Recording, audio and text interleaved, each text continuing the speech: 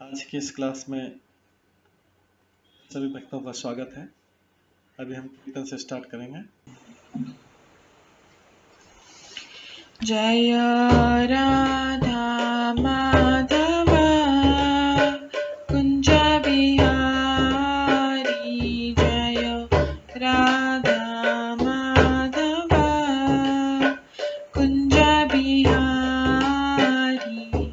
जय गोपीजन वल्लभ गिरिवर धारी, जय गोपीजन वल्लभ गिरिवर धारी, यशोदानंदन व्रज जनरंजन, यशोदानंदन व्रज जनरंजन, यमुना तीरावनचारी, यमुना तीरावनचारी, जय राधा माधव कुंज बिहारी, जय राधा माधव कुंज बिहारी, हरे कृष्णा कृष्णा कृष्णा हरे हरे, हरे राम राम राम हरे हरे, हरे कृष्णा कृष्णा कृष्णा हरे हरे, हरे राम राम राम हरे हरे,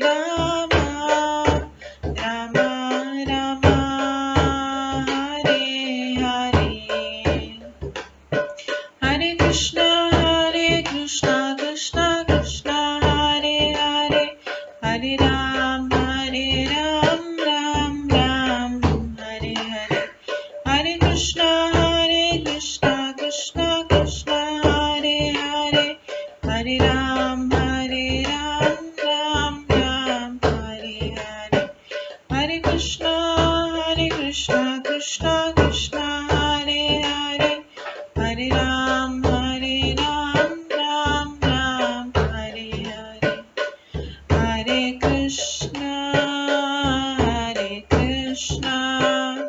कृष्णा कृष्णा हरे हरे, हरे राम राम राम हरे हरे, हरे कृष्णा कृष्णा कृष्णा हरे हरे, हरे राम राम राम हरे हरे, जय राधा माधव राधे, जय राधा गोविंद राधे, जय गौरनिताय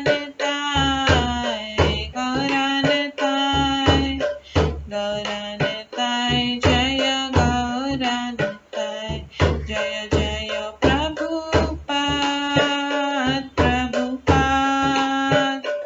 प्रभुपाद जय जय प्रभुपाद, जय जय गुरुदेव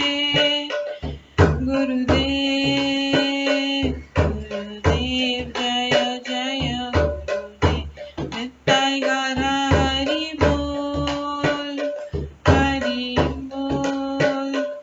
हरि बोल नित्य गौर हरि बोल।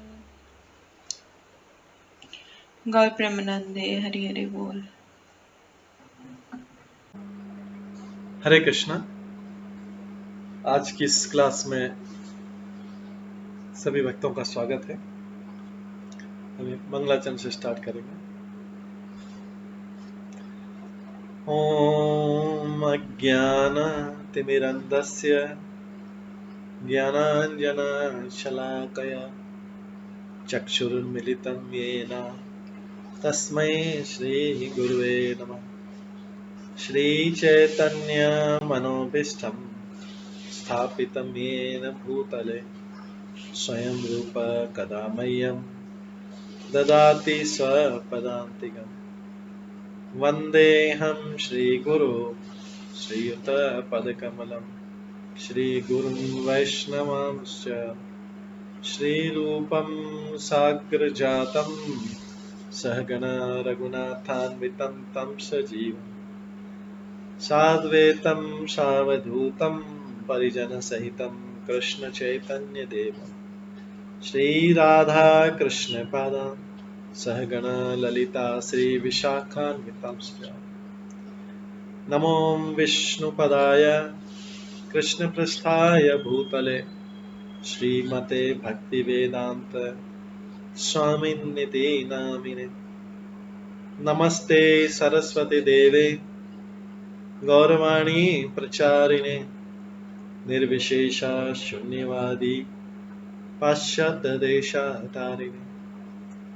वाञ्छाकल्पतरुभ्यश्च कृपा सिन्धुभ्यैव च पतितानां पावनेभ्यो वैष्णवेभ्यो नमो नमः। जय श्री कृष्ण चैतन्य प्रभु नित्यानंद श्री अद्वैत गदाधर शिवासादि गौर भक्तवृंद। हरे कृष्णा कृष्णा कृष्णा हरे हरे, हरे राम राम राम हरे हरे। ओम नमो भगवते वासुदेवाय। ओम नमो भगवते वासुदेवाय। ओम नमो भगवते वासुदेवाय। नारायणं नमस्कृत्य नरं चैव नरोत्तमं देवीं सरस्वतीं व्यासं ततो जयमुदीरये। नष्टप्रायेषु भद्रेषु नित्यं भागवत सेवया भगवते उत्तम श्लोके भक्तिर्भवति नैष्ठिकी। कृष्णाय वासुदेवाय देवकी नंदनाय च नन्दगोपकुमाराय गोविन्दाय नमो नमः।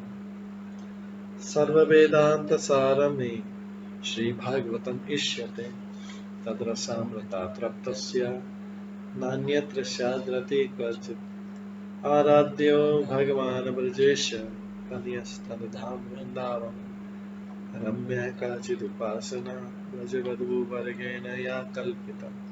श्रीमद्भागवतं प्रमाणम् अम्लं प्रेम कुमार्थमः श्रीचैतन्य महाप्रभुमतम् इदं तत्रादरो न परम्। मूकं करोति वाचालं पङ्गुलङ्घयते गिरिं यत्कृपातमहं वन्दे परमानन्दमाधवम्। हरे कृष्णा।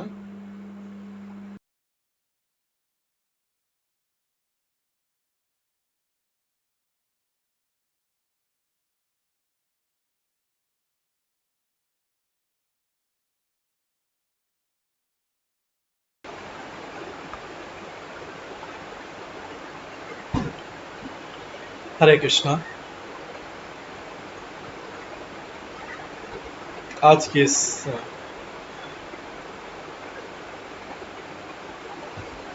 क्लास में सभी भक्तों का स्वागत है।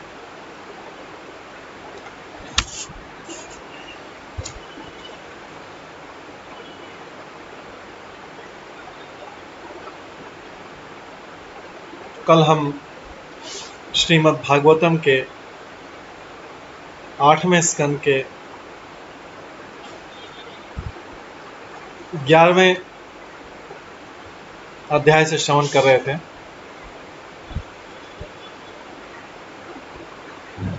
जिसमें इंद्र द्वारा असुरों का संहार किया गया।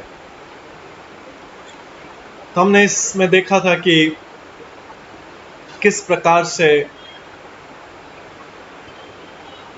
भगवान ने समुद्र मंथन में मोहिनी मूर्ति का अवतार लिया,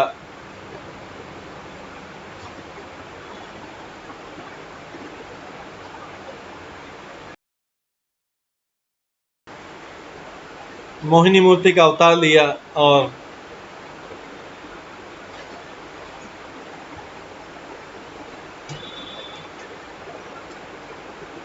देवताओं को और असुरों को मोहित किया। विशेषतः असुरों को मोहित करके जो अमृत पान था उनसे लेकर देवताओं को करवाया।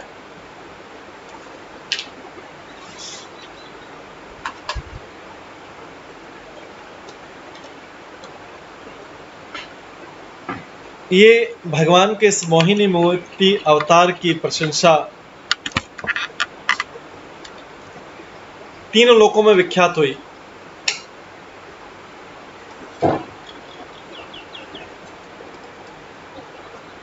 और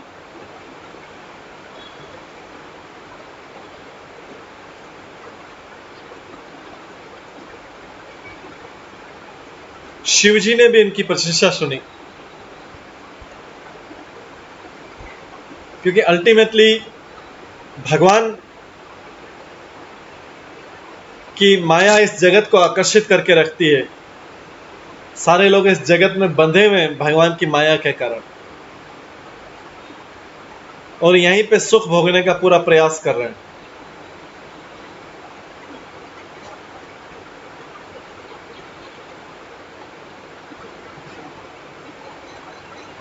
ये तो भगवान की एक्सटर्नल एनर्जी, लेकिन भगवान अगर स्वयं आ जाए मोहिनी मूर्ति बनके तो किसको नहीं मोहित कर सकते।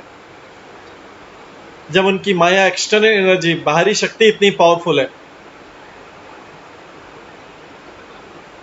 तो फिर भगवान की आंतरिक शक्ति की तो बात ही क्या की जाए।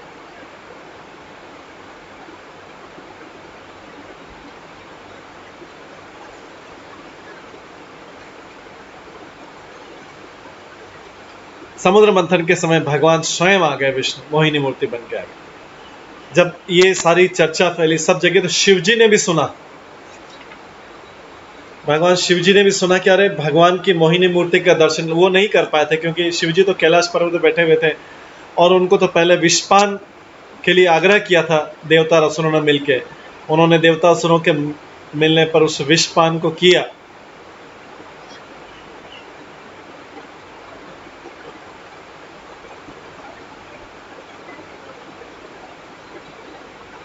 और सभी का भला किया, सभी का कल्याण किया।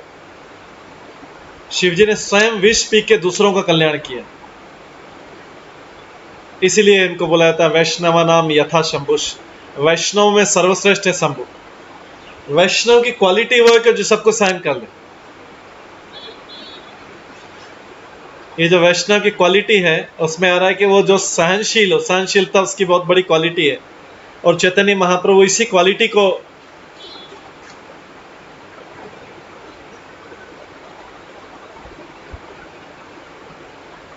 वैष्णव की इसी क्वालिटी को ग्लोरीफाई करते हैं। इसे बोलते हैं तृणादपि सुनीचे न तरोरोपि सहिष्णुता।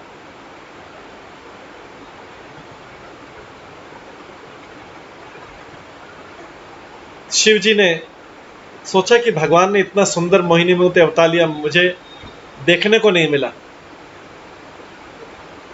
मैं भी उस अवतार के दर्शन करना चाहता। तो उस संबंध में ये चैप्टर है, अध्याय 12वां अध्याय 8वें स्कंद।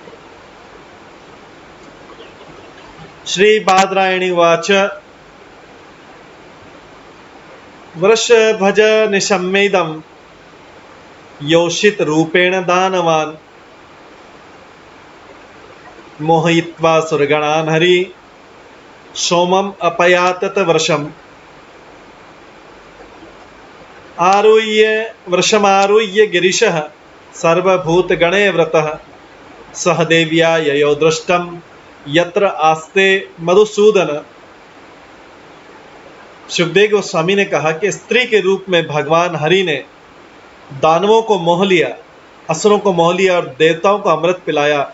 इन लीलाओं को सुनकर बैल पर सवारी करने वाले शिव जी उस स्थान पर गए जहां भगवान मधुसूदन रहते हैं। शिव जी अपनी पत्नी उमा को साथ लेकर तथा अपने साथी प्रेतों से घिरकर वहां भगवान की इस मोहिनी मूर्ति स्त्री रूप को देखने गए, जिसने सबको आकर्षित कर लिया था। सभाजितो भगवता साद्रम सौमया भव स ओमया भव सुपविष्ट वाचिदम प्रतिपूज्य स्मयन हरिम। भगवान ने शिवजी तथा उमा का अत्यंत सम्मान के साथ स्वागत किया और ठीक प्रकार से बैठ जाने पर शिवजी ने भगवान की विधिवत पूजा की तथा मुस्कुराते हुए इस प्रकार बोले। भगवान ने शिवजी तथा उमा का अत्यंत सम्मान के साथ स्वागत किया और भगवान के पास गए तो भगवान हालांकि सर्वश्रेष्ठ लेकिन फिर भी परम वैष्णव होने के नाते शिवजी ने उमा का स्वागत किया और ठीक प्रकार से बैठ जाने पर शिवजी ने भगवान की विधिवत पूजा की तथा मुस्कुराते हुए इस प्रकार बोले। श्री महादेव वाच देवदेव जगत्व्यापिन् जगत ईश जगतमय सर्वेषामपि भावानां त्वमात्मा हेतु ईश्वरः। महादेव जी ने कहा है देवताओं में प्रमुख देव शिव भगवान ने जो है भगवान विष्णु ने जिन्होंने मोहिनी रूप धारण किया था उन्होंने उनका स्वागत किया और फिर महादेव जी ने बोला है देवताओं में प्रमुख देव है सर्वव्यापी ब्रह्मांड के स्वामी ये विष्णु जी की आराधना करो। आपने अपनी शक्ति से अपने को सृष्टि में रूपांतरित कर दिया है। आप हर वस्तु के मूल एवं सक्षम कारण हैं। आप भौतिक नहीं है, निसंदेह आप हर एक की परम संजीवनी शक्ति या परमात्मा है। अतः आप परमेश्वर हैं अर्थात सभी नियंत्रणों के परम नियंत्रक हैं। तात्पर्य भगवान विष्णु इस भौतिक जगत के भीतर सत्वगुण के अवतार के रूप में निवास करते हैं। शिव जी तमोगुण अवतार है और ब्रह्मा जी रजोगुण अवतार हैं, किंतु यद्यपि विष्णु इनमें से एक हैं, वे उसी कोटि के नहीं है। विष्णु देवादेव हैं अर्थात वे समस्त देवताओं के प्रमुख हैं। चूंकि शिवजी इस भौतिक जगत में है अर्थात भगवान विष्णु की शक्ति में शिवजी सम्मिलित हैं, इसलिए विष्णु जगत व्यापी या सर्वव्यापी कहलाते हैं। शिवजी कभी कभी महेश्वर कहलाते हैं। अतः लोग सोचते हैं कि शिवजी ही सब कुछ है, महेश्वर है, किंतु यहाँ पर शिवजी विष्णु को जगदीश कहकर संबोधित कर रहे हैं, जिसका अर्थ है ब्रह्मांड के स्वामी। कभी कभी शिवजी विश्वेश्वर भी कहलाते हैं, किंतु यहाँ पर वे विष्णु को जगन्मय कहकर संबोधित करते हैं, जिससे सूचित होता है कि विश्वेश्वर भी भगवान विष्णु के अधीन है। भगवान विष्णु वैकुंठ लोक के स्वामी हैं, फिर भी वे भौतिक जगत को भी नियंत्रित करते हैं, जैसा कि भगवद गीता में कहा गया मया दक्षिण प्रकृति सुयते सचराचरम। ब्रह्मा जी तथा शिव जी भी कभी कभी ईश्वर कहलाते हैं, किंतु परम ईश्वर तो भगवान विष्णु या कृष्ण। जैसा कि ब्रह्म संहिता में कहा गया ईश्वर है परम कृष्ण, भगवान तो कृष्ण या विष्णु है। जितनी भी वस्तुओं का अस्तित्व है भगवान विष्णु के कारण ही उचित क्रम में कार्यशील है। अंडांतरस्थ परमाणु चयांतरम स्तम, यहाँ तक कि परमाणु भी अपने भीतर भगवान विष्णु की उपस्थिति के कारण कार्यशील।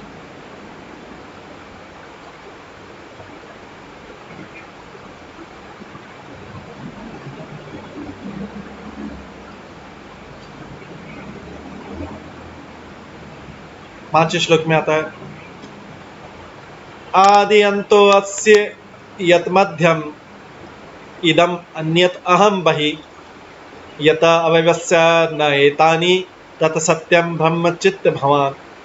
हे भगवान, ये कौन? महादेव जी प्रार्थना कर रहे हैं, शिव जी प्रार्थना कर रहे हैं भगवान विष्णु की मोहिनी मूर्ति अवतार देखने के लिए, क्योंकि अभी तो वो अवतार अदृश्य हो गया, उस अवतार ने अपना काम कर लिया था। फिर अभी शिव जी उस अवतार को देखने के लिए भगवान विष्णु के पास गए और प्रार्थना कर रहे हैं भगवान व्यक्त अव्यक्त मिथ्या अहंकार तथा इस दृश्य जगत का आदि उत्पत्ति पालन तथा संहार सभी कुछ आपसे है, किंतु आप परम सत्य परमात्मा परम ब्रह्म है अतः जन्म मृत्यु तथा पालन जैसे परिवर्तन आप में नहीं पाए जाते। तात्पर्य यतो वा इमानी भूतानि जयन्ते, वैदिक मंत्रों के अनुसार प्रत्येक वस्तु भगवान से उद्भूत है। भगवद गीता में स्वयं भगवान कहते हैं भूमिरापो नलो वायु खम मनो बुद्धिरेव च अहंकार इत्यम में भिन्ना प्रकृति राष्ट्रधा। पृथ्वी जल अग्नि वायु आकाश मन बुद्धि तथा मिथ्यांकार, ये 8 मिलकर मेरी अलग अलग भौतिक शक्तियां बनाते हैं। दूसरे शब्दों में दृश्य जगत के अवयव भी भगवान की शक्ति से बने हुए, किंतु इसका अर्थ ये नहीं था कि सारे अवयव उनसे प्राप्त होने के कारण भगवान अब पूर्ण नहीं रहे। पूर्णस्य पूर्णमादाय पूर्णमेव अवशिष्यते। दृश्य जगत के अवयव भगवान से ही बने हैं और भगवान फिर भी पूर्ण है।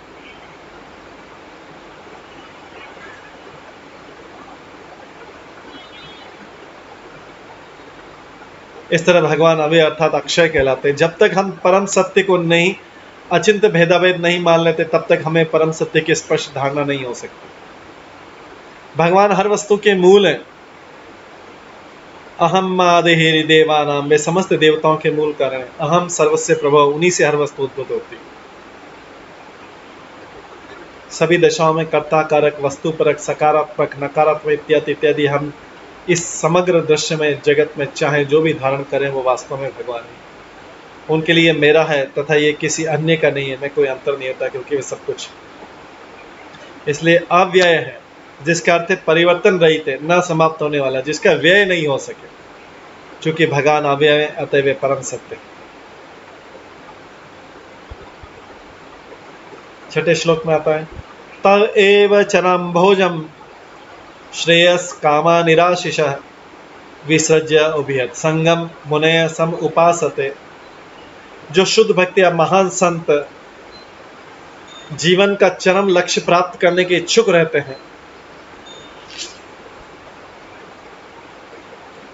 तथा इंद्रिय तृप्ति की समस्त भौतिक इच्छाओं से रहित हैं, वे आपके चरण कमलों की निरंतर भक्ति में लगे रहते हैं।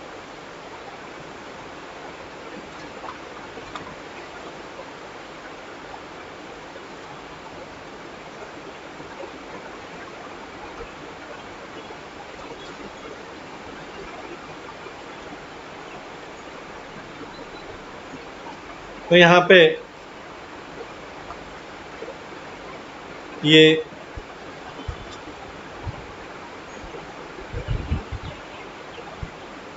देखिए शुद्ध भक्त की प्रशंसा की जा रही है। जो शुद्ध भक्त या महान संत जीवन का चरम लक्ष्य प्राप्त करने के इच्छुक हैं तथा इंद्रिय तृप्ति की समस्त भौतिक इच्छाओं से रहित हैं, वे आपके चरण कमलों की निरंतर भक्ति में लगे रहते हैं।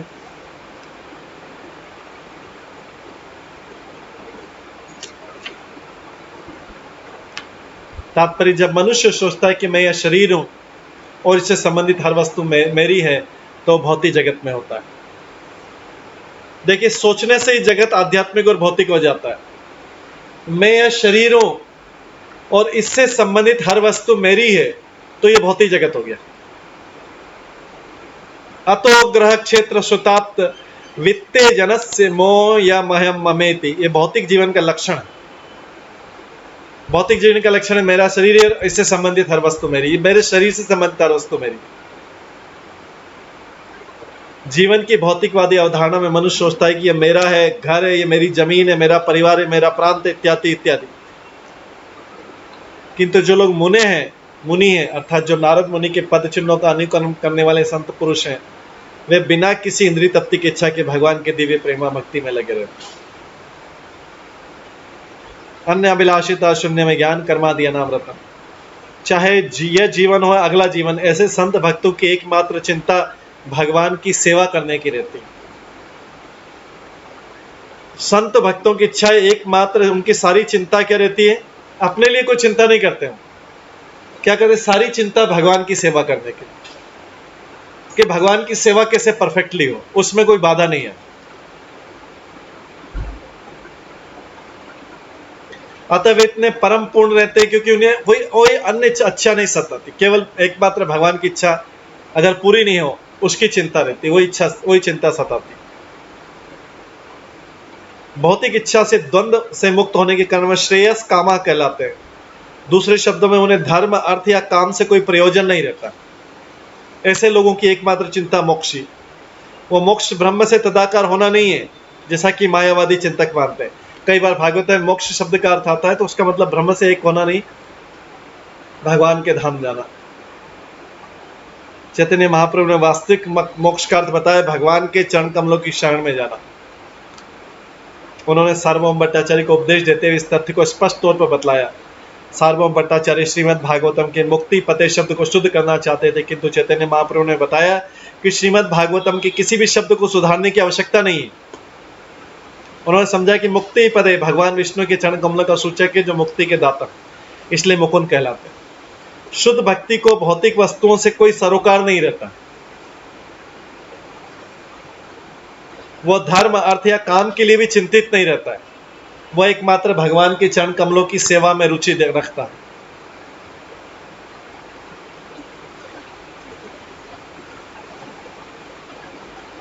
सातवें श्लोक में वर्णन आ रहा है, तम ब्रह्म पूर्णम अमृतम विगुणम विशोक आनंद मात्रम अविकारम मनन्ते अन्यत् विश्वस्य हेतु उदय स्थिति संयमाना आत्मेश्वर च ततपेक्षतयानपेक्ष। हे प्रभु, आप परब्रह्म तथा सभी प्रकार से पूर्ण हैं। पूर्णता आध्यात्मिक होने के कारण आप नित्य प्रकृति के भौतिक गुणों से मुक्त तथा देवी आनंद से पूरित हैं। निसंदेह आपके लिए शोक करने का प्रश्न नहीं उठता। आपके लिए क्या शोक करना?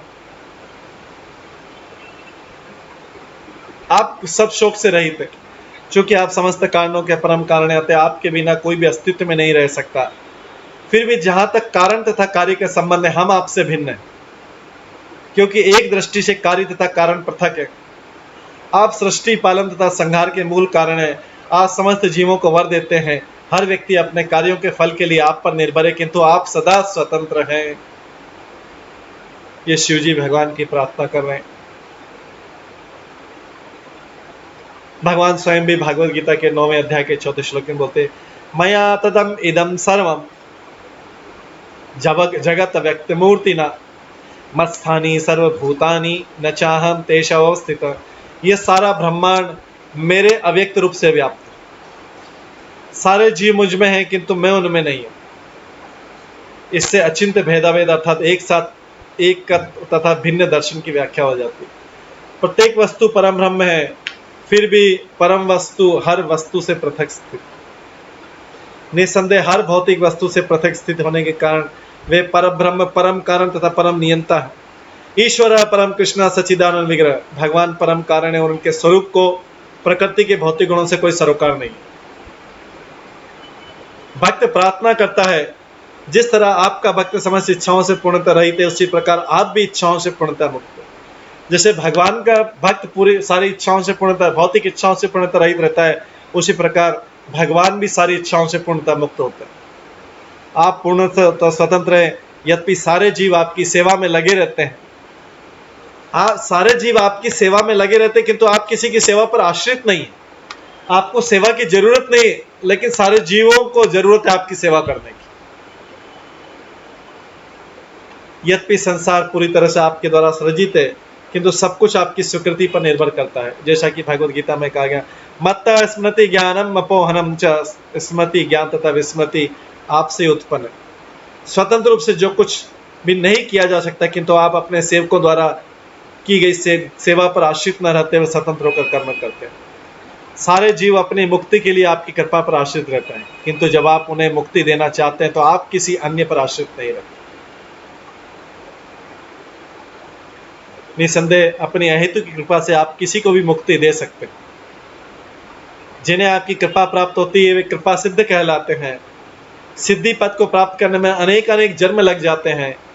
बहुनाम जन्मनाम अन्ते ज्ञानवाम मां प्रपद्यते। फिर भी कठोर तपस्या के बिना ही आपकी कृपा से सिद्धि प्राप्त हो सकती है। भक्ति को अहेतु की होना चाहिए और अवरोधों से मुक्त होना चाहिए। यह निराशिष पद है, अर्थात सभी प्रकार के फलों की आशा से मुक्ति। शुद्ध भक्त निरंतर आपकी दिव्य प्रेमा भक्ति करता है, किंतु अगर आप उसकी सेवा पर आश्रित न रहकर किसी पर भी कृपा कर सकते। आप जरूरी नहीं कि जिसने आपकी सेवा की उसी पर कृपा करें। आप किसी पे भी कृपा कर सकते हैं।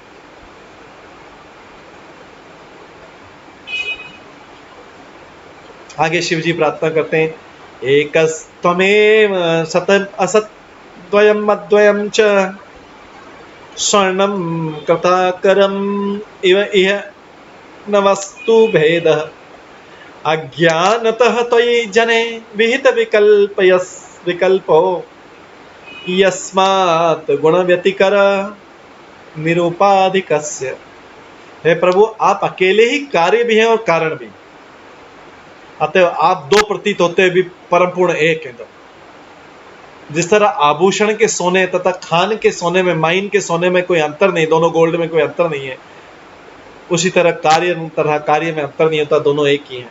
अज्ञान के कारण लोग अंतर तथा द्वैत गढ़ते हैं। आप भौतिक कलमश से मुक्त हैं और चूंकि संपूर्ण ब्रह्मांड आपके द्वारा उत्पन्न है और आपके बिना विद्यमान नहीं रह सकता, तो यह आपके दिव्य गुणों का प्रभाव है। इस प्रकार जिस अवधारणा को माना नहीं जा सकता है कि ब्रह्म सत्य है और जगत मिथ्या।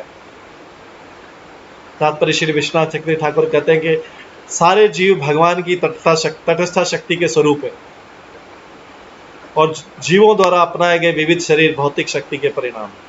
इस प्रकार इस शरीर भौतिक और आत्मा आध्यात्मिक माना जाता है। शरीर भौतिक और आध्यात्मिक माना जाता है, तथापि उन दोनों का उद्गम एक ही भगवान। भूमि रापो नलो वायु खम मनो बुद्धिरेव च अहंकार इत्यम में भिन्ना प्रकृति रष्टता अपरेयमितस्त्वं स्तवन्याम प्रकृतिम विद्धि में पराम जीव भूताम महाभावो येदम धार्यते जगत। पृथ्वी जल अग्नि वायु आकाश मन बुद्धि तथा मिथ्या अहंकार, ये आठों मिलकर मेरी भिन्ना भौतिक शक्ति बनाते हैं। किंतु यह महाबलो अर्जुन, इस कनिष्ठ प्रकृति के अतिरिक्त मेरी और एक श्रेष्ठ शक्ति है जो भौतिक प्रकृति से संघर्ष करने वाले तथा ब्रह्मांड को धारण करने वाले सभी जीवों से बनती है। इस प्रकार पदार्थ तथा जीव दोनों भगवान की शक्ति की अभिव्यक्तियां। चूंकि शक्ति तथा शक्तिमान पृथक पृथक नहीं है और चूंकि भौतिक तथा तटस्थ दोनों शक्तियां परम शक्तिमान भगवान की शक्ति के शक्तियां अतः अंततः भगवान ही सर्वे सर्वा।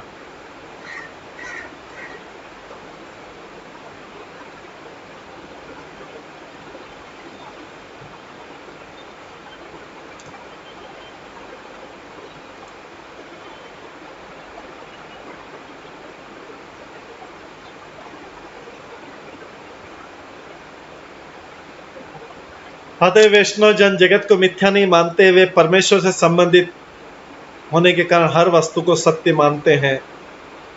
अनासक्ति विषयान यथा हम युञ्जतः निर्बंध कृष्ण संबंधे युक्तम वैराग्यमुच्यते।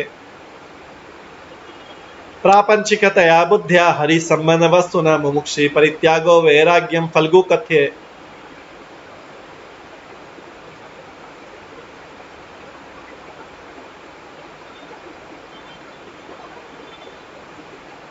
वस्तुएं भगवान की सेवा के लिए स्वीकार की जानी चाहिए, न कि निजी इंद्रिय तृप्ति के लिए। कोई भी हमें गिफ्ट दे रहा है, कुछ भी कर रहा है, तो हमें ध्यान रखना है कि उसको किस तरह भगवान की सेवा में लगा सके। वस्तुएं भगवान की सेवा के लिए स्वीकार की जानी चाहिए, न कि निजी इंद्रिय तृप्ति के लिए। यदि कोई अनासक्त भाव से तथा कृष्ण संबंधित होने के कारण कोई वस्तु स्वीकार करता है तो उसका त्याग युक्त वैराग्यम कहलाता है, भगवान के लिए स्वीकार करता है। भगवान की सेवा करने में जो भी अनुकूल हो उसे स्वीकार करना चाहिए और उसे भौतिक वस्तु समझकर ठुकराना नहीं चाहिए। जगत को मिथ्या समझकर त्यागना नहीं है। यह जगत सत्य और सत्य की अनुभूति तब होती जब प्रत्येक वस्तु भगवान की सेवा में लगा दी जाए। यदि हम अपनी इंद्रिय तृप्ति के लिए किसी फूल को स्वीकार करते हैं तो वो भौतिक होगा, किंतु जब भक्त उसी फूल को भगवान पर चढ़ाता है तो आध्यात्मिक हो जाता है। अपने लिए किया गया पकाया भोजन भौतिक है, किंतु भगवान के लिए पकाया गया भोजन आध्यात्मिक प्रसाद है। यह अनुभूति का प्रश्न। वास्तव में हर वस्तु के देने वाले भगवान है, अतः हर वस्तु आध्यात्मिक है। किंतु जो लोग वास्तविक ज्ञान में बड़े चढ़े नहीं है, वे प्रकृति के तीन गुणों की पारस्परिक क्रिया के कारण वस्तु में भेद मानते हैं। इस प्रसंग में श्री जी गोस्वामी कहते हैं कि यद्यपि सूर्य एकमात्र प्रकाश है, किंतु 7 रंगों में दिखने वाला प्रकाश अंधकार जो सूर्य का अभाव है, ये दोनों सूर्य से भिन्न नहीं, क्योंकि सूर्य के अस्तित्व के बिना ऐसा अंतर नहीं रह सकता।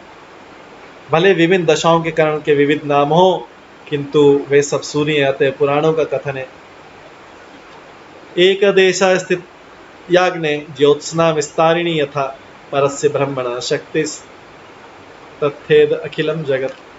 जिस प्रकार अग्नि का प्रकाश अग्नि के साथ अग्नि के एक स्थान पर रहते हुए चारों ओर फैलता है, उसी प्रकार परब्रह्म की शक्तियां इस सारे ब्रह्मांड में फैली हुई हैं। भौतिक दृष्टि से हम सूर्य प्रकाश के विभिन्न नामों तथा कार्यों के अनुसार फैलते अनुभव कर सकते हैं, किंतु अंततः सूर्य एक है तथा इस प्रकार सर्वम खलविदम ब्रह्म, प्रत्येक वस्तु परब्रह्म का विस्तार है। 9th श्लोक है। अभी शिव जी प्रार्थना करें भगवान को, क्योंकि मोहिनी मूर्ति का दर्शन करना है। आगे बोलते हैं ताम ब्रह्म केचित् अवयन्ति उत धर्मम मेके एके परम सत असतो पुरुषम परेशम अन्ये अवयन्ति नमशुक्ति तम परम त्वाम केचित् महापुरुषम अव्ययम आत्मतंत्रम। जो निर्विशेष मायावादी कहलाते हैं वे आपको निर्विशेष ब्रह्म के रूप में मानते हैं। दूसरे जो मीमांसक विचारक के आपको धर्म के रूप में मानते हैं। सांख्य दार्शनिक आपको ऐसा परम पुरुष मानते हैं जो प्रकृति तथा पुरुष के परे है और देवताओं का भी नियंत्रक है। जो लोग पंचरात्रि नामक भक्ति के नियमों के अनुयायी हैं वे आपको 9 शक्ति से युक्त मानते हैं, तथा पतंजलि मुनि के अनुयायी जो पतंजलि दार्शनिक कहलाते हैं वो आपको उस परम सत्य भगवान के रूप में मानते हैं जिसके न तो कोई तुल्य न कोई श्रेष्ठ है। तो अलग अलग लोग आपको उनके ज्ञान के स्तर के अनुसार आपको अलग अलग रूप में मानते हैं। 10वां नाहम परायो रशयन मरीच मुख्या जानन्ति यत् विदिचितं खलु सत्त्व सर्गा यत् मायया मुषित चेतशैष दैत्या मत्यादय किमुत शाश्वत भद्रवृत्ता। हे प्रभु, सभी देवताओं में श्रेष्ठ माना जाने वाला मैं, महादेव जी बोल रहे हैं, सभी देवताओं में श्रेष्ठ जाने वाला मैं, ब्रह्मा जी तथा मरीच इत्यादि महर्षि सतोगुण से उत्पन्न है, तभी हम आप सब आपकी माया से मोहग्रस्त हैं। हम सतोगुण में तभी आपकी माया से मोहग्रस्त हैं और यह नहीं समझ पाते कि सृष्टि है क्या।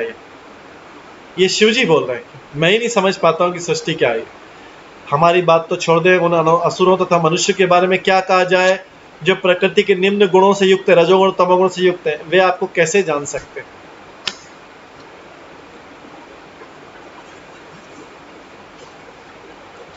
तात्पर्य वस्तुतः सतोगुणी लोग भी भगवान की स्थिति को नहीं समझ पाते। तो फिर उनके विषय में क्या कहा जाए जो प्रकृति के निम्न गुणों रजोगुण तथा तमोगुण में स्थित। हम भगवान के विषय में कल्पना भी कैसे कर सकते। ऐसे अनेक विचार के जो परम सत्य को समझने का प्रयत्न करते हैं, किंतु वे निम्न गुणों से युक्त होने के कारण मद्यपान, मांसाहार, अवैध मैथुन तथा दुर्पीड़ा जैसी बुरी आदतों में अनुरक्त होने के कारण भगवान के विषय में किस तरह सोच सकते हैं।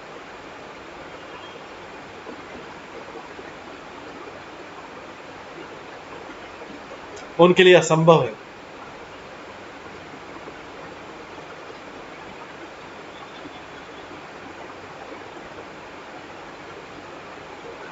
वर्तमान युग के लिए नारद मुनि द्वारा बताई गई पंचरात्रिक विधि एकमात्र आशा है। अतः श्री रूप गोस्वामी ने ब्रह्मा यमल से निम्नलिखित श्लोक उद्धृत किया है। श्रुति स्मरति पुराणादि पंचरात्रि विधि मिना एकांतिकी हरेर भक्ति उत्पात्येव कल्पते। भगवान की वह भक्ति जो उपनिषदों, पुराणों तथा नारद पंचरात्रि जैसी वैदिक वाक्य की अवमानना करे, वो समाज में अनावश्यक उत्पात मात्र। जो लोग ज्ञानी हैं और सतोगुणी हैं वे श्रुति स्मृति तथा पंचरात्रिक विधि जैसे अन्य धर्म शास्त्रों के वैदिक उपदेशों का पालन करते। भगवान को इस तरह से समझे बिना मनुष्य केवल उत्पात मचाता है।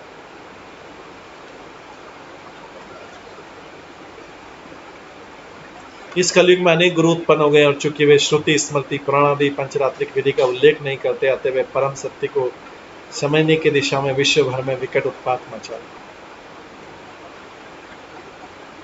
फिर भी जो कोई उपयुक्त गुरु के निर्देशन में पंचरात्रिक विधि का पालन करता है वो परम सत्य को समझ सकता है। कहा गया है पंचरात्रस्य कृतनस्य वक्ता तु भगवान स्वयं। पंचरात्रि पद्धति भगवान द्वारा उसी प्रकार की गई है कही गई जिस प्रकार भगवद गीता कही गई। वासुदेव शरणा विदुरंज सेव। सत्य को वही समझ सकता है जिसने वासुदेव के चरण कमलों की शरण ग्रहण कर ली। बहुनाम जन्मनामन्ते ज्ञानवाम माम प्रपद्यते वासुदेव सर्वमिति सम आत्मा सुदुर्लभ। जो वास्तव में ज्ञानी है वो अनेक जन्म जन्मांतरों के बाद मुझको समस्त वस्तुओं का कारणों का कारण जानते हुए मेरी शरण में आता है। ऐसे महात्मा अत्यंत दुर्लभ जिन्होंने वासुदेव के चरण कमलों की शरण ग्रहण कर रखी, केवल वे ही परम सत्य को समझ सकते। वासुदेवे भगवती भक्ति योग प्रयोजित जनत्याशु वैराग्यम ज्ञानम च यद अहेतुकम।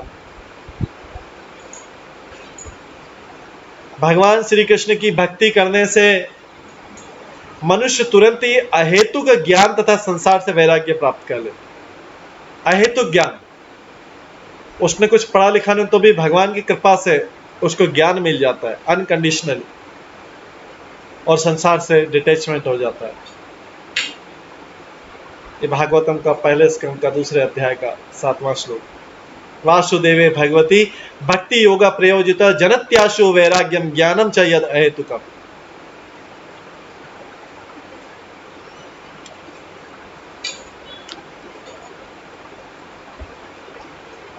सर्वधर्मान प्रत्यज्य मामेकम। भगवद गीता में भगवान उपदेश दे रहे सारा धर्मों का त्याग करके केवल मेरी शरण में आ जाओ। फिर भगवान ये भी बोलते भक्त्या माम भी जानाति यावन यश्चास्मि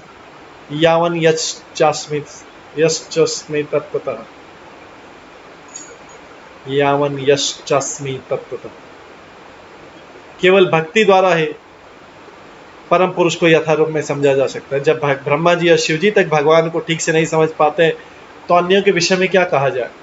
उन्हें तो केवल भक्ति योग के द्वारा ही समझा जा सकता है भगवान। इसलिए भगवान 7वें अध्याय के पहले श्लोक में बोलते अर्जुन को बोल रहे मया सक्त मना पार्थ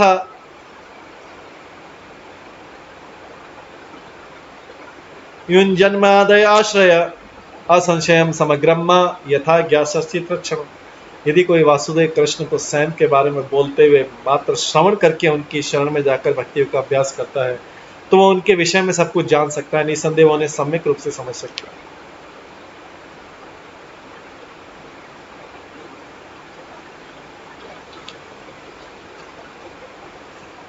इस तरह से शिव जी भगवान की प्रार्थना कर रहे हैं।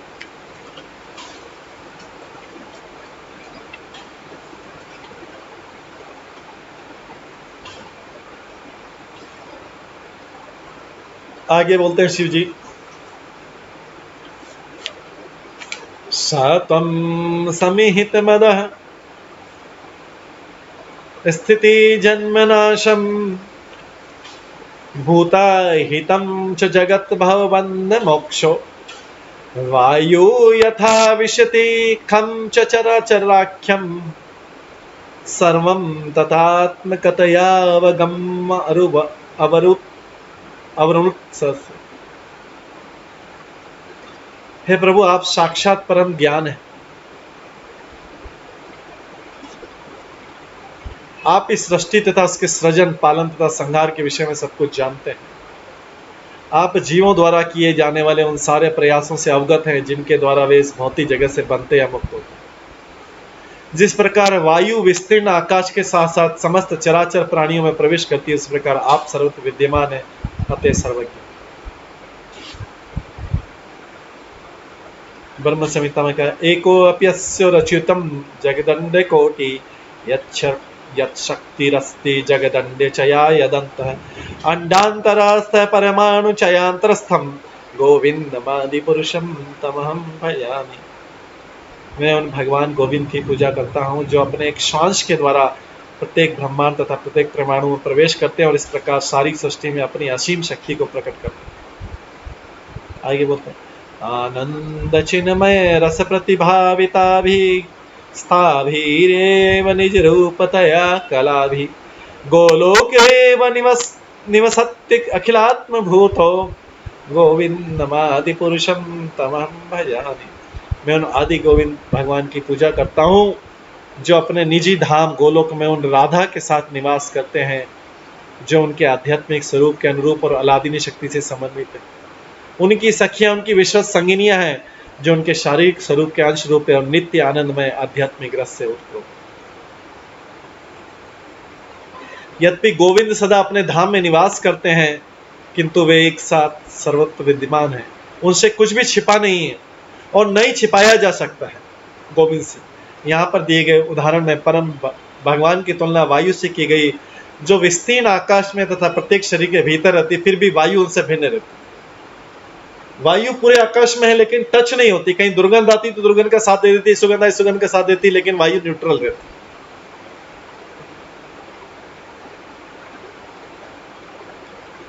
बारहवां श्लोक में बताया गया, शिव जी प्रार्थना करते, अवतारा मया दृष्टा रममाणस्य गुणे रममाणस्य ते गुणे स अहम तत् दृष्टुमच्छामि यतते योषित वपु धृतम। हे प्रभु, मैंने आपके उन सभी अवतारों का दर्शन किया है जिन्हें आप अपने दिव्य गुणों के द्वारा प्रकट कर चुके हैं। अब आप, जबकि आप एक सुंदर युवा स्त्री के रूप में प्रकट हुए हैं, मैं आपके उसी स्वरूप का दर्शन करना चाहता हूँ, शिव जी बोलते हैं। तात्पर्य, जब शिव जी भगवान विष्णु के पास गए तो उन्होंने वहां उनसे आने का कारण पूछा, तब अब शिव जी अपनी मनोकामना प्रकट कर रहे हैं। वे भगवान विष्णु के अधुनातम मोहिनी मूर्ति अवतार को देखना चाहते हैं। इतनी प्रार्थना करने के बाद उस मोहिनी मूर्ति को जिसे उन्होंने क्षीर सागर के मंथन से उत्पन्न अमृत को वितरित करने के लिए धारण किया था, भगवान के उस रूप को देखना चाहते।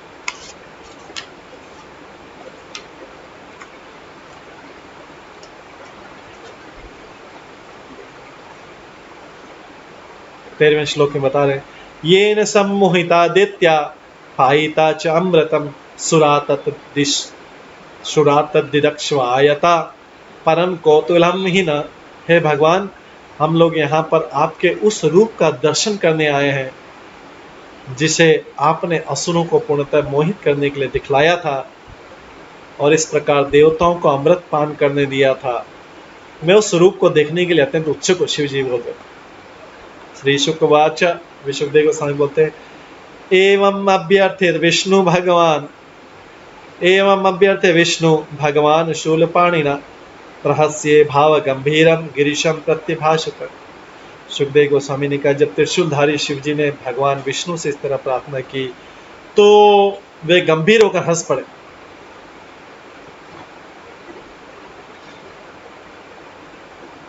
और उन्होंने उनको इस प्रकार उत्तर दिया। भगवान हंस पड़े और भगवान ने उत्तर दिया। तात्पर्य बोलते हैं, भगवान विष्णु योगेश्वर कहलाते हैं। यत्र योगेश्वर है कृष्ण। योगी जन योगाभ्यास द्वारा कुछ शक्ति प्राप्त करना चाहते हैं, किंतु भगवान कृष्ण तो योग शक्ति के ईश्वर कहलाते हैं। शिवजी उस मोहिनी मूर्ति को देखना चाहते थे जिससे सारा जगत मोहित था, और भगवान विष्णु इस विचार में मग्न थे कि शिवजी को भी किस तरह मोहा जाए। इसलिए भाव गंभीरम शब्द का प्रयोग किया है। माया को दुर्गा देवी द्वारा प्रकाशित किया जाता है, जो गिरीश या शिवजी की पत्नी है। शिवजी दुर्गा जी द्वारा मोहित नहीं हो पाते, किंतु जब वे भगवान विष्णु के स्त्री रूप को देखना चाह रहे थे तो भगवान विष्णु अपनी योग शक्ति से ऐसा रूप धारण करेंगे जो शिवजी को भी मोहित कर लेगा। शिवजी माया से मोहित नहीं होते, क्योंकि माया तो उनकी पत्नी। इसलिए भगवान विष्णु गंभीर थे और साथ ही हंसते भी जा रहे थे, क्योंकि भगवान को पता था किस तरह मोहित होंगे। श्री भगवान उवाच, कौतूहलाय दैत्यानां योषित वेश मया धृत पश्यतासुर कार्याणि गते पीयूष भाजते। भगवान ने कहा, जब असुरों ने अमृत घट छीन लिया तो मैंने उन्हें प्रत्यक्ष छलावा देकर मोहित करने के उद्देश्य इस तरह देवताओं के हित में कार्य करने के लिए एक सुंदर स्त्री का रूप धारण कर लिया। भगवान बोल रहे। तात्पर्य, जब भगवान ने मोहिनी मूर्ति का रूप धारण किया तो असुर जो तो निश्चय ही सम्मोहित हो गए, लेकिन वहां पर उपस्थित देवतागण नहीं सम्मोहित हुए।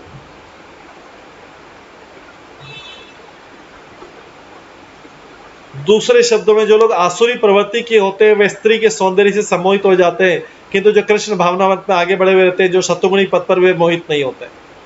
पूर्ण पुरुषोत्तम भगवान जानते हैं कि क्योंकि शिवजी कोई सामान्य पुरुष नहीं है, वे सुंदर से सुंदर स्त्री द्वारा भी मोहित नहीं किए जा सकते।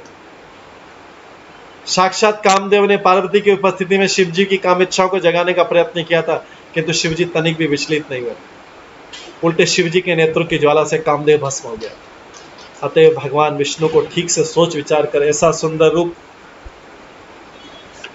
धारण करना था जिससे शिवजी भी सम्मोहित हो जाए। फलस्वरूप वे गंभीर रूप से हंस रहे थे, जैसा कि पिछले श्लोक में बताया गया है। प्रहस्य भाव गंभीर। सामान्यतः कोई सुंदर स्त्री शिवजी में काम वासना नहीं जगा सकती, किंतु भगवान विष्णु सोच रहे थे क्या स्त्री का कोई ऐसा रूप हो सकता है जो उन्हें सम्मोहित कर सके शिवजी को। तत्ते अहम दर्शिष्यामि दिदक्षो सुरसत्तम कामी नाम बहु मंतव्यम संकल्प प्रभोदयम। हे दृश्यस्त, अब मैं तुम्हें अपना वह रूप दिखलाऊंगा जो कामी पुरुषों द्वारा अत्यधिक सराहा जाता है।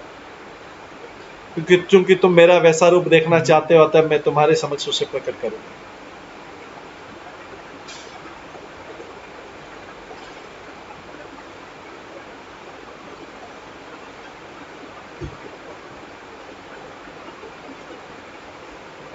तात्पर्य शिवजी द्वारा भगवान विष्णु से स्त्री का सबसे अधिक आकर्षक रूप प्रकट करने का कहना निश्चय ही एक परिहास का विषय था। शिवजी जानते थे कि वे किसी तथाकथित सुंदर स्त्री द्वारा विचलित नहीं किए जा सकते।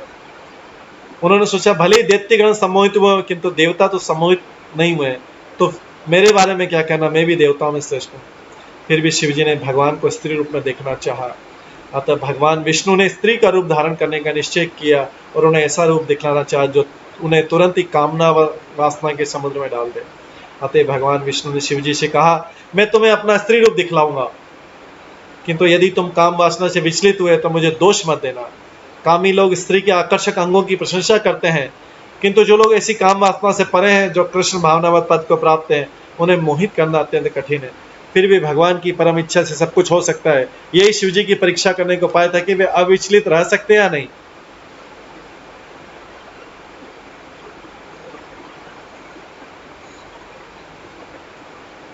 शिवजी को विश्वास था कि वो विचलित नहीं किए जा सकते, किंतु ये कोई भौतिक रूप नहीं था, स्वयं भगवान का रूप। आगे सुखदेव गोस्वामी बोलते हैं, श्री शुकवाच इति ब्रुवाण भगवान तत्र एव अंतर्धीयत सर्वत्र चार्यन चक्षु भवास्ते सह उमया। सुखदेव गोस्वामी ने कहा, ऐसा कहकर भगवान विष्णु तुरंत ही अंतर्ध्यान हो गए और शिवजी उमा सहित वहीं पर चारों ओर आंखें घुमाते हुए ढूंढते रहे। भगवान सडनली अंतर्ध्यान हो। तत ददर्श उपवने वरस्त्रियं विचित्र पुष्पर्ण पल्लवद्रुमे विक्रीडितं कंदुकलील्यालसत् दुकूल पर्यस्नितं मेखलाम्। अब शिवजी भगवान की मोहिनी मूर्ति को देखने के लिए तैयार हो रहे।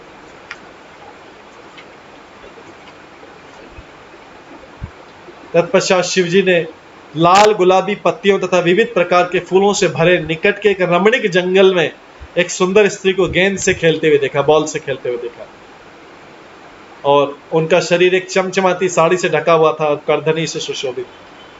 ये उनकी सुंदरता बता रहे। भगवान ने ऐसा रूप धारण किया जो शिवजी को मोहित कर ले। आवर्तनुदर्तन कंपित स्तन प्रकष्ट हार उरुभरे पदे पदे प्रभज्यमानाम इव मध्यतश्चलत् पद प्रवालम नयतीम ततः तथा। तो ये भगवान रूप धारण कर रहे हैं, एकदम सर्वश्रेष्ठ स्त्री का रूप धारण कर रहे हैं, और शिवजी को मोहित करने के लिए, क्योंकि शिवजी भगवान का ही मोहिनी मूर्ति देखना चाहते थे।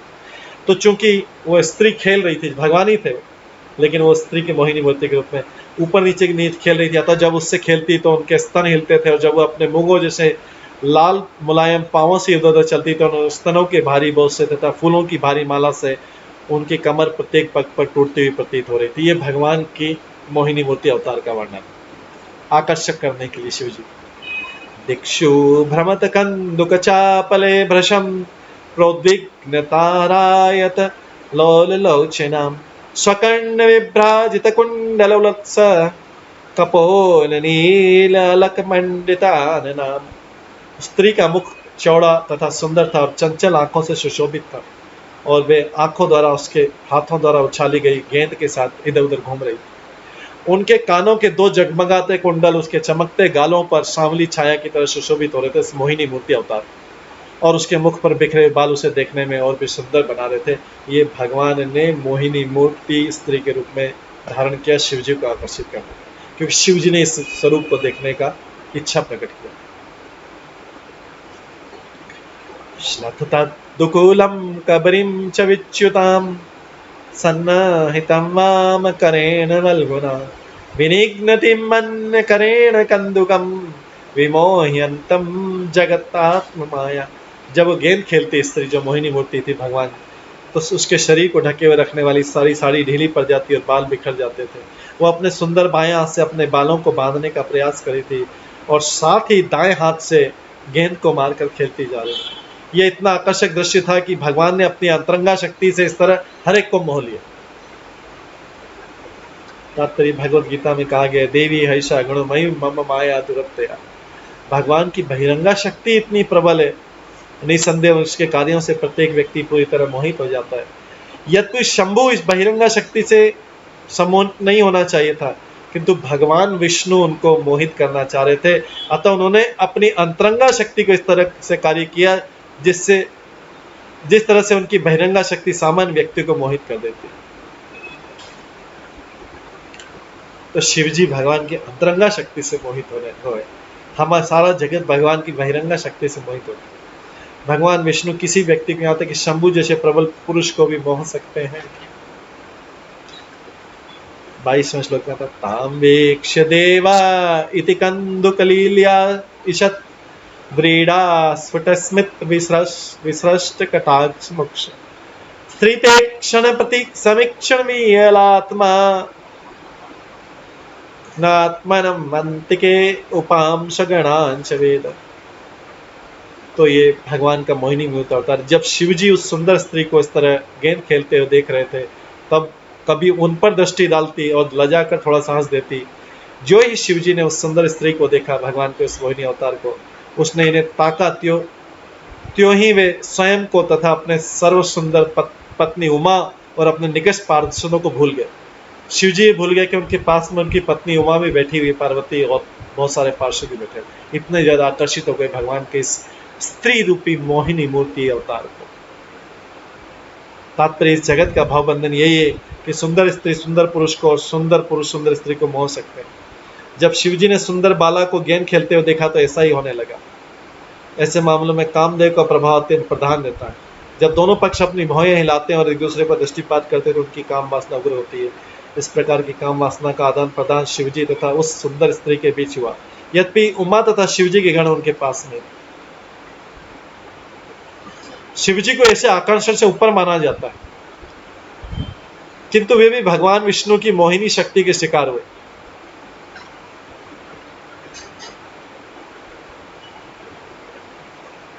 क्योंकि ये मोहिनी अवतार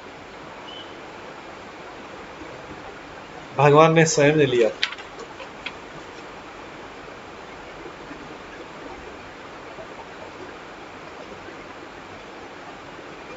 ऋषभ देव ने वासनापूर्ण आकर्षमय प्रकृति का वर्णन इसी प्रकार किया।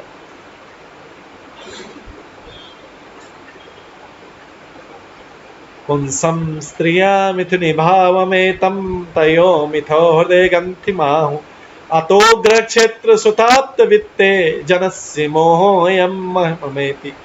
पुरुष तथा स्त्री का आकर्षण जगत का मूल सिद्धांत है। इसी भ्रांत धारणा के आधार पर जो स्त्री पुरुष के हृदय को बांधती है, मनुष्य अपने शरीर, घर, संपत्ति, संतान संबंधी तथा धन से आकृष्ट होता है। इस तरह जीवन का मोह बढ़ता जाता है और मनुष्य मैं तथा मेरा के रूप में सोचने लगता है। और इस तरह से स्त्री तथा पुरुष संसार के विविध प्रकार से बंधन से बन जाते। 23वां श्लोक है, तस्याकराग्रा सतु कंदुक यदा गत विदूरम तमनुव्रजत स्त्रिया वाससूत्रम लघुमारुतारत भवस्य देवस्य किल अनुपश्यत। जब गेंद उनके हाथ से उछलकर दूर जा गिरी तो वह स्त्री, जो मोहिनी मूर्ति भगवान का अवतार था, उसका पीछे करने लगी। किंतु जब शिवजी इन लीलाओं को निहार रहे थे तो अचानक वायु का झोंका आया और स्त्री के जो सुंदर वस्त्र तथा उसकी करधनी को जो उसे ढके थे उड़ा ले गई।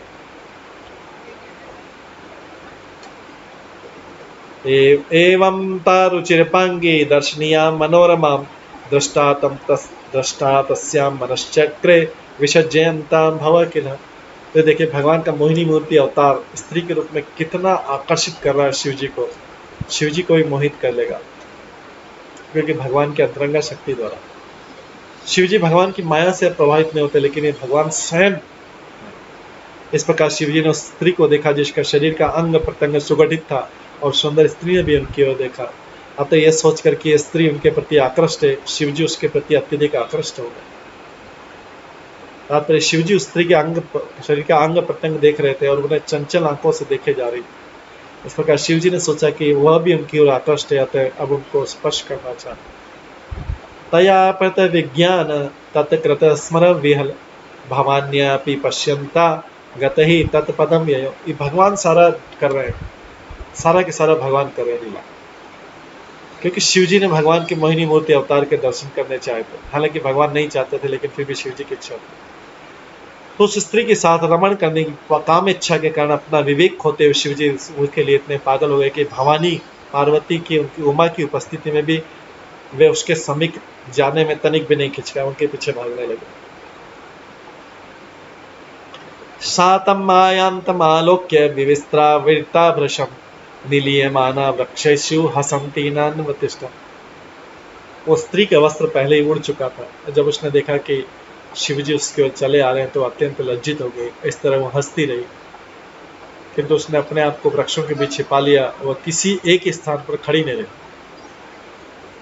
भगवान ही ऐसी माया ऐसा कर रहे हैं। आप बाहरी शक्ति से नहीं आकर्षित, भगवान आकर्षित मोहित करना चाहते। इससे बहुत सारी शिक्षाएं हैं। तामान्वगच्छत् भगवान भव प्रमोषितेन्द्रिय कामस्य च वशम नीता करिणों एव यूथता। शिव जी की इंद्रियां विचलित थी और वे काम वासनाओं के वशीभूत होकर उनका पीछा करने लगे, जैसे कोई कामी हाथी हथीने का पीछा करता। सानुव्रज्य अति वेगेन गृहीत्वा निश्चितम स्त्रियं केशबंधे उपानीय बाहुभ्यां परिस्वजे। तेजी से उसका पीछा करते हुए शिव जी ने उनके बालों का जोड़ा पकड़ लिया और उसे अपने पास खींच लिया। फिर उसके न चाहने पर भी उन्होंने उनको बाहों में भरकर उनका आलिंगन किया। सोपगुढ़ा भगवता करिणी यथा इतस्ततः प्रसर्पन्ति विप्रकीर्ण शिरोरुहा आत्मानं मोचयित्वा अंग सुरऋषभ भुजनंतरा प्राद्रवत सा श्रोणी माया देव विनिर्मिता। जिस तरह हाथी हथीनी का आलिंगन करता है, उसी तरह वह स्त्री जिसके बाल बिखरे थे शिव जी द्वारा अलंकित होकर सांप की तरह उनके हाथों से छूटने लगी। वो स्त्री वास्तव में भगवान द्वारा प्रस्तुत की गई योग माया थी। उसने अपने को जिस किसी भांति शिव जी के आलिंगन से छुड़ाया और भाग गई।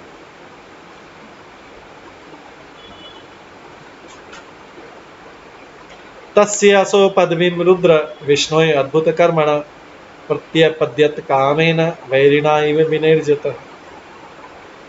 शिव जी भगवान विष्णु का जो आश्चर्यजनक कार्य करने वाले हैं और जिन्होंने मोहिनी रूप धारण किया था, ऐसा पीछा करने लगे जैसे वे काम वासना रूपी शत्रु द्वारा सताए हुए। शिव जी उस स्त्री का पीछा करने लगे। वो भगवान की योग माया थी, भगवान स्वयं। तात्पर्य शिव जी माया का शिकार नहीं हो सकते, भगवान की बाहरी शक्ति। अतः समझ लेना चाहिए कि भगवान विष्णु की अंतरंगा शक्ति द्वारा पीड़ित किए जा रहे थे। भगवान विष्णु अपनी विभिन्न शक्तियों के द्वारा अनेक आश्चर्यजनक कार्य संपन्न कर सकते। भगवान की विविध शक्तियां विभिन्न है, जिससे वे अत्यंत कुशलता से कार्य कर सकते हैं। किसी कार्य को दक्षता से करते हुए नहीं सोचना पड़ता। यद्यपि शिव जी उस नारी से सताए जा रहे थे, किंतु ये बात समझ लेनी चाहिए कि वो एक ऐसा नारी नहीं कर रही थी, वो स्वयं भगवान विष्णु थे, साधारण नारी नहीं थी। ये भगवान विष्णु सारा कर रहे थे लीला। तस्य अनुधावत रेतः च स्कंद अमोघ रेतसः सुष्मिण युथपस्यैव वासितम अनुधावत। जिस प्रकार गर्भ धारण करने के योग्य हुई हथीनी का पीछा मदान्ध हाथी करता है, उसी तरह शिव जी उस सुंदर स्त्री का पीछा कर रहे थे और उनका वीर स्खलित हो गया। यद्यपि स्खलित हुआ, उनका वीर व्यर्थ नहीं जाता। यत्र यत्र अपतत महायन रेतस्त्य महात्मन तानि रूपस्य हेम्ना च क्षेत्राणि आसन महीपते। हे राजन, जहाँ पृथ्वी पर जहाँ जहाँ पर महापुरुष शिव जी का वीर्य गिरा, बाद में वहीं सोने चांदी की खदानें खाने उत्पन्न हो गए, माइंस। तात्पर्य श्री विश्वनाथ चक्रवर्ती ठाकुर की टीका है कि जो लोग चांदी सोना चाहते हैं वे भौतिक ऐश्वर्य के लिए शिव जी की पूजा करते हैं। शिव जी बेल वृक्ष के नीचे रहते हैं और रहने तक के लिए अपना घर तक नहीं बनाते। यद्यपि स्वयं निर्धन है किंतु अपने भक्तों को प्रचुर मात्रा में सोना चांदी प्रदान करते हैं। बाद में जब परीक्षित महाराज इसके विषय में जिज्ञासा करते हैं तो श्री शिव गोस्वामी इसका उत्तर देते हैं। 34 श्लोक से लेकर सरित सर सुरुशैलेषु वनेषु उपवनेषु च यत्र कवच आसन ऋषय तत्र सन्निहितः। शिवजी मोहिनी का पीछा करते हुए नदियों तथा झीलों के किनारे, पर्वतों, जंगलों, उद्यानों के पास तथा जहाँ कहीं भी ऋषि मुनि रहते गए, ऋषि मुनियों के बीच में से निकलकर उस स्त्री के पीछे भागते हुए। वो स्त्री कोई नहीं, भगवान का मोहिनी मूर्ति अवतार था स्त्री के लिए। श्री विश्वनाथ चक्रवर्ती ठाकुर की टिप्पणी है कि मोहिनी मूर्ति शिव जी को बहुत स्थानों तक घसीट लगी, विशेषकर जहाँ महान ऋषि रहते थे। इससे उन्हें शिक्षा दी जा सकती थी कि उनके शिव जी के एक सुंदरी के पीछे पागल हो गए शिव जी। इस प्रकार वे भी सभी साधु पुरुष थे, उन्हें भी अपने आप को मुक्त नहीं समझना चाहिए। जब शिव जी ऐसे भाग सकते हैं तो कोई भी भगवान की माया से मोहित हो सकता है। ऋषि मुनियों ने देखा शिव जी भाग रहे, उनको सबको सुंदर स्त्रियों से अत्यधिक सतर्क रहना चाहिए। सुंदरी की उपस्थिति में किसी को भी अपने आप को मुक्त नहीं समझना चाहिए। शास्त्र का आदेश है, मात्रा शस्त्र द्वैत्रा वा ना विविक्सानो भवेत बलवान इंद्रिय ग्रामो विद्याम संपत्ति कर्षते। मनुष्य को स्त्री के साथ एकांत स्थान में नहीं रहना चाहिए, भले वो उनकी माता, बहन या पुत्री क्यों ना, क्योंकि इंद्रिया इतनी बलवान है कि स्त्री की उपस्थिति में विचलित हो सकती, चाहे कितना ही विद्वान और उन्नत क्यों। ये भागवत के 9वें स्कंद के 19वें अध्याय के 7वें श्लोक। स्कन्नेरेतशेषाप्यत आत्मानं देवमायया जडीकृतं नृपश्रेष्ठा सन्न्यवर्तत कश्मलात्। हे राजश्रेष्ठ महाराज परीक्षित, जब शिवजी का वीर पूर्णतः स्खलित हो गया तो उन्होंने देखा कि किस प्रकार भगवान द्वारा उत्पन्न माया के वशीभूत हो गया। अभी शिवजी को समझ में आ रहा है ये क्या हो गया, माया के वशीभूत हो गया भगवान द्वारा। इस प्रकार उन्होंने अपने आप को माया द्वारा और अधिक वशीभूत होने से रोका। तात्पर्य, जब कोई व्यक्ति किसी स्त्री को देखकर काम वासनाओं से उद्वेलित होता है तो ये वासनाएं बढ़ती जाती, किंतु जब मैथुन द्वारा वीर स्खलित हो जाता है तो ये काम वासनाएं कम हो जाती, शमित हो जाती। यही सिद्धांत शिवजी पर भी लागू हुआ। मोहिनी मूर्ति नामक सुंदर स्त्री द्वारा आकर्षित हुए थे, किंतु जब उनका वीर पूरी तरह स्खलित हो गया तो उन्हें होश आया और अनुभव हुआ कि जंगल में उस स्त्री को देखते से किस तरह वशीभूत हो गए। यदि किसी को ब्रह्मचर्य पालन द्वारा वीर रक्षा करने का प्रशिक्षण दिया जाए तो स्वभावतः स्त्री की सुंदरता द्वारा आकर्षित नहीं होता। यदि कोई ब्रह्मचारी रह सके तो संसार के कष्टों से अपने को बचा सकता है, क्योंकि संसार का अर्थ है मैथुन सुख का आनंद उठाना। यन मैथुन आदि ग्रह मेरी सुख। यदि मनुष्य को मैथुन जीवन के बारे में शिक्षा दी जाए और उसे वीर रक्षा के लिए प्रशिक्षित किया जाए तो संसार के संकट से बच सकता है। 36वां श्लोक है, अथ अवगत महात्मा आत्मन जगतात्मन अपरिज्ञेय वीरस्य न मैंने तत् उह अद्भुतम। इस प्रकार शिवजी को अपनी स्थिति तथा अति असीम शक्तिशाली भगवान की स्थिति का बोध हुआ। ओह, मैं तो इस माया से प्रभावित हो गया था, क्या हो गया ऐसा। इस ज्ञान के प्राप्त होने पर उन्हें तनिक भी आश्चर्य नहीं हुआ कि भगवान विष्णु ने किस अद्भुत विधि से उन पर माया जाल फैलाया। ये भगवान ने ही सारी लीला की थी। तात्पर्य, भगवान सर्वशक्तिमान कहलाते हैं क्योंकि कोई भी उन्हें किसी भी कार्य में पछाड़ नहीं सकता। भागवत गीता में भगवान कहते हैं, मत्तः परम तरम नान्यत् किंचित् अस्ति धनंजय। ये धन के विजेता मुझसे बढ़कर कोई शक्ति नहीं। कोई न तो भगवान की बराबरी कर सकता है, न ही कोई उनसे बढ़कर, क्योंकि वे सबके स्वामी। जैसा कि चैतन्य चरितामृत में कहा गया, एकले ईश्वर कृष्ण आर सब भृत्य। भगवान कृष्ण सबके, यहाँ तक कि शिव जी के भी एकमात्र स्वामी है, तो फिर अन्यों के लिए क्या कहा जाए। शिव जी पहले से भगवान विष्णु की परम शक्ति से अवगत थे, किंतु जब वे सचमुच मोह में पड़ गए तो उन्हें अपने महान स्वामी पर गर्व। शिव जी को अपने गिरने पे नहीं कुछ लगा कि मैंने क्या कर दिया, लेकिन अपने स्वामी की गर्व कि मेरे स्वामी कितने महान है, मेरे को भी मोहित कर दिया। मैं स्त्री से कभी मोहित नहीं होता, मेरे को भी मोहित कर लिया। तो शिव जी अपनी स्त्री से गिर के भी वास्तविक स्थिति से गिरे नहीं, लेकिन शिव जी को जो लगा ये सारी घटना हुई, शिव जी को अपने महान स्वामी के द्वारा, देखो स्वामी ने मेरे को ही मोहित कर दिया। तम अविकल्पम अरि अव्रीणम आलक्ष्य मधुसूदन उवाच परम प्रीत विभ्रत स्वाम पौरुषम तनु। शिव जी को अविचलित एवं लज्जा रही देखकर भगवान विष्णु अत्यंत प्रसन्न हुए। तब उन्होंने अपना मूल रूप धारण कर लिया, उस प्रकार बोले। फिर शिव जी को दर्शन दिया अपने मूल रूप। शिव जी लज्जा रहित थे, लज्जा नहीं हुई इनको, क्योंकि उनको उनके स्वामी ने उनको ऐसी लीला करके बताई और उनको शिकार बनाया, उससे खुश है शिव जी। यद्यपि शिव जी भगवान विष्णु की शक्ति से चकित थे, किंतु उन्हें लज्जा का अनुभव नहीं किया, बल्कि भगवान विष्णु द्वारा पराजित होने से गर्वित थे। भगवान से कुछ भी छिपा नहीं, क्योंकि जन जन के हृदय में वास करते हैं। निसंदेह भगवद गीता के 15वें अध्याय के 15वें श्लोक में भगवान कहते हैं, सर्वस्य चाहं हृदि सन्निविष्टो मत्तः स्मृति ज्ञानमपोहनं च। मैं हर एक के हृदय में आसीन और मुझी से स्मृति, ज्ञान तथा विस्मृति उत्पन्न होती। जो कुछ भी घटित हुआ था, वो सब भगवान के निर्देश के अनुसार हुआ था। अतः खिन्न होने या लज्जित होने का कोई कारण नहीं था। भगवान ने सारी लीला कर दी, शिव जी को उपयोग किया। यद्यपि शिव जी किसी से पराजित नहीं होते हैं, किंतु जब वे भगवान विष्णु द्वारा पराजित हुए तो उन्हें गर्व का अनुभव हुआ कि उनके स्वामी इतने महान तथा शक्तिमान। अब भगवान सामने आए तो भगवान बोलते, श्री भगवान उवाच दृष्टया त्वं विबुध श्रेष्ठ स्वाम निष्ठाम आत्मना स्थितः यत में स्त्री रूपया स्वरे मोहित अपि अंग माया। भगवान ने कहा शिव जी से, हे देवताओं में श्रेष्ठ, यद्यपि तुम मेरे द्वारा स्त्री रूप धारण करने की मेरी शक्ति द्वारा अत्यधिक पीड़ित हो, किंतु तुम अपने पद पर स्थित हो, अतः तुम्हारा कल्याण। वास्तव में शिव जी का पतन नहीं हुआ। विष्णु ने बोला, तुम मेरी शक्ति से हुए कि तुम अपने पद पर स्थित हो, अतः तुम्हारा कल्याण। चूंकि शिव जी समस्त देवताओं में श्रेष्ठ, अतः सब भक्तों में भी श्रेष्ठ। वैष्णवानाम यथासंग। अतः उनके आदर्श चरित्र की भगवान ने प्रशंसा की और उन्हें यह करके वरदान दिया कि तुम्हारा कल्याण हो। तो जब कोई भक्त कुछ गर्वित होता है तो कभी कभी भगवान भक्त के भ्रम को दूर करने के लिए अपनी परम शक्ति का प्रदर्शन करते हैं। भगवान विष्णु की शक्ति द्वारा पर्याप्त सताए जाने के बाद शिव जी ने अपना सामान्य अविचल रूप धारण कर लिया।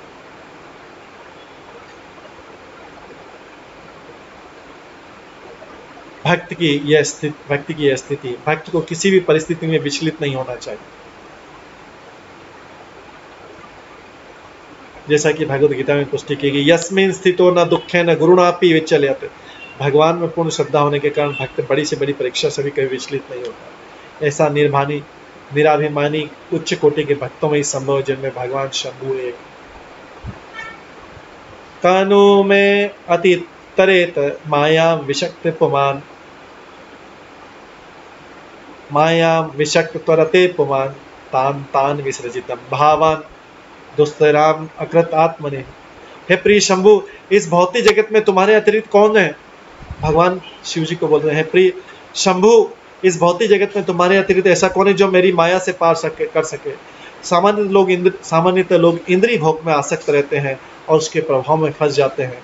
निसंदेह उनके लिए माया के प्रभाव को लांघ पाना अत्यंत कठिन।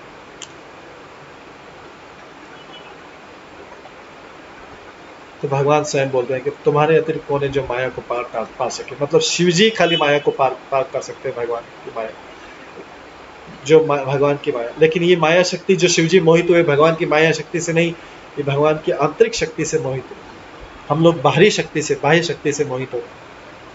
यद्यपि शिव जी माया के संग रहते हैं, लेकिन कभी माया से प्रभावित नहीं होते। तो किसी के मन में संशय नहीं आना चाहिए कि शिव जी यहाँ पे क्यों प्रभावित हुए। यहाँ पे स्वयं भगवान ने मोहिनी मूर्ति रूप धारण किया।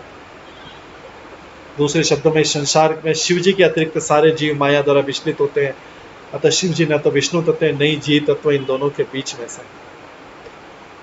संयम गुणमयी माया न त्वाम अभिभविष्यति मया समेत कालेन काल रूपेण भागशः। भगवान बोलते हैं, भौतिक बहिरंगा शक्ति जो माया है, जो सृष्टि में मुझे सहयोग देती है, भगवान को सहयोग देती है, भगवान की शक्ति सृष्टि बनाने में और प्रकृति के तीनों गुणों में प्रकट होती है, अब तुम्हें मोहित नहीं कर सकेगी। भगवान बोलते हैं, मेरी माया जो बाहरी शक्ति है तुमको कभी मोहित नहीं करेगी, ये मेरी सृष्टि में सहयोग देती है। शिव जी के साथ उनकी पत्नी दुर्गा भी वहां उपस्थित थी।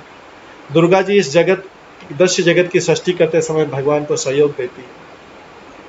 भगवान भगवद गीता में कहते हैं मया दक्षिण प्रकृति सोयते सराचर चराचर, हे कुंती पुत्र, ये प्रकृति मेरे निर्देशन में कार्य करती है और सारे चर तथा अचर प्राणियों को जन्म देती है। ये प्रकृति दुर्गा है। संपूर्ण भगवान की रचना दुर्गा जी द्वारा काल रूप विष्णु के सहयोग से की जाती है। ये वेदों का है। माया को शिव जी की पत्नी होने का सौभाग्य प्राप्त है। इस तरह शिव जी का सानिध्य माया से है, किंतु यहाँ पर भगवान विष्णु शिव जी को विश्वास दिलाते हैं कि अब माया उन्हें मोहित नहीं कर सके। इस तरीके से लास्ट के कुछ 2-3 श्लोक बचे हैं, 2-3-4 श्लोक उसको कर लेते हैं। श्री शुक वाचा एवं भगवता राजन श्रीवत्स अंकेन सत्यकृत आमंत्रेतम परिक्रम्य सगण स्वालयम ययो। सुखदेव गोस्वामी ने कहा, राजन, वक्ष स्थल पर श्रीवत्स चिन्ह धारण करने वाले भगवान द्वारा प्रशंसित इस प्रकार प्रशंसित होकर शिवजी ने उनकी परिक्रमा की और फिर उनकी अनुमति लेकर शिवजी अपने गणों सहित कैलाश धाम चले गए।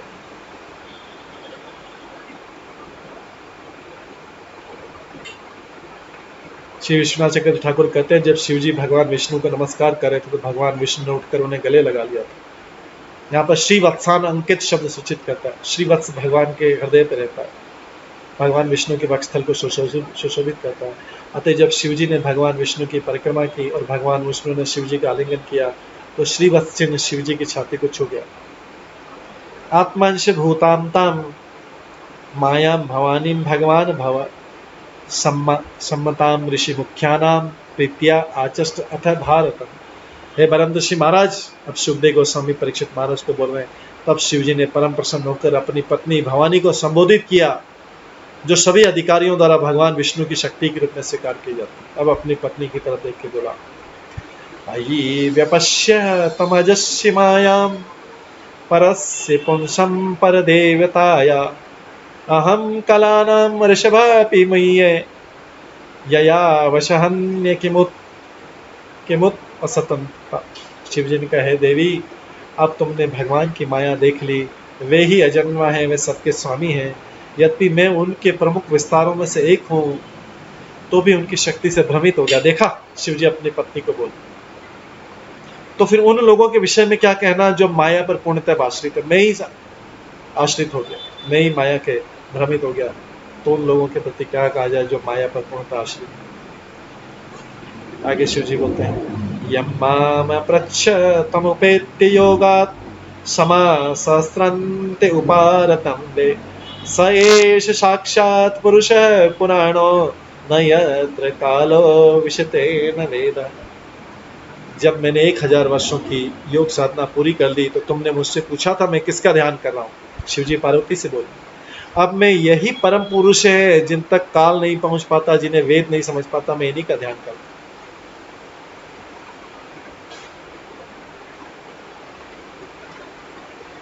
इसके बाद शिवजी सुखदेव गोस्वामी इस कथा को विराम देते हैं।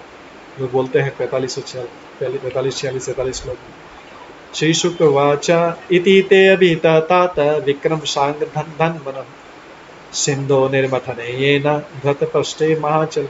सुखदेव गोस्वामी ने कहा, राजन, जिस पुरुष ने क्षीर सागर के मंथन के लिए अपनी पीठ पर महान पर्वत धारण किया, वही सांग धनवा नामक भगवान है। मैंने तुमसे अभी उन्हीं के पराक्रम का वर्णन किया। भगवान के कूर्म अवतार का नाम है सांग धनवा। आगे बोलते हैं, एतद मोहो कीर्तयत अनुश्रवणतः नरिष्यते जातु समुद्यमः क्वचित् यत उत्तम श्लोक गुणानुवर्णम समस्त संसार परिश्रम अपहम। जो कोई क्षीर सागर के मंथन की इस कथा को निरंतर सुनता है या सुनाता है, उसका प्रयास कभी भी निष्फल नहीं होता। दरअसल भगवान के यश का कीर्तन ही इस भौतिक संसार में समस्त कष्टों को ध्वस्त करने का एकमात्र साधन।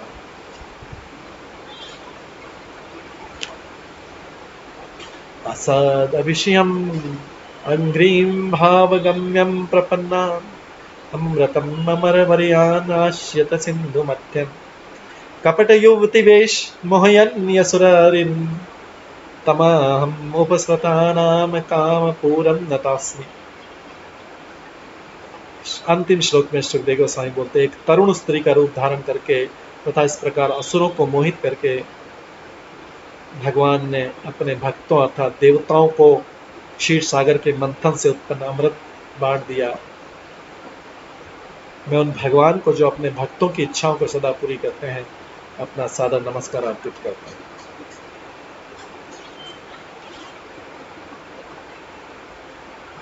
इस तरह से सुखदेव गोस्वामी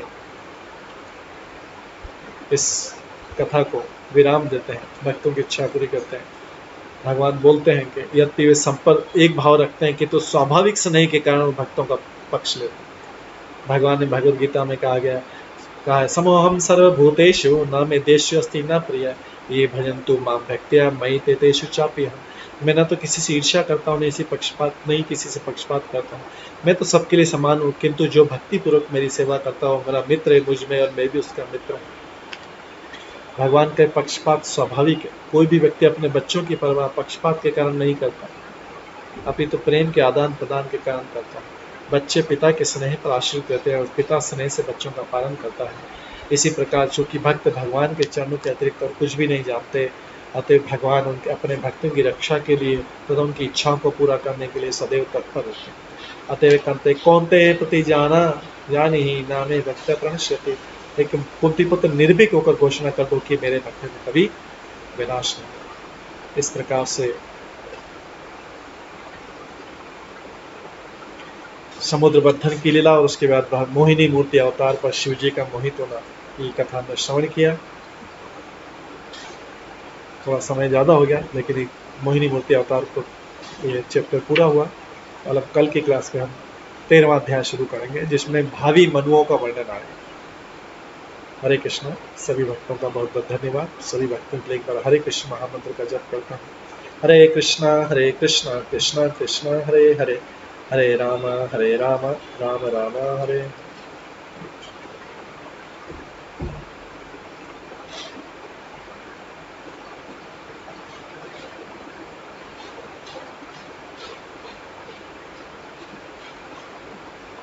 आज का कोई भी प्रश्न हो तो कल की क्लास में हम ले सकते, कल या उसके आगे की क्लास में ले सकते। आज प्रश्न नहीं ले पाएंगे, आज इसको हम यहीं पे समाप्त करते हैं। ऑलरेडी समय हो गया, ज़्यादा हो गया। हरे कृष्णा। सभी भक्तों का बहुत बहुत धन्यवाद। हरे कृष्ण।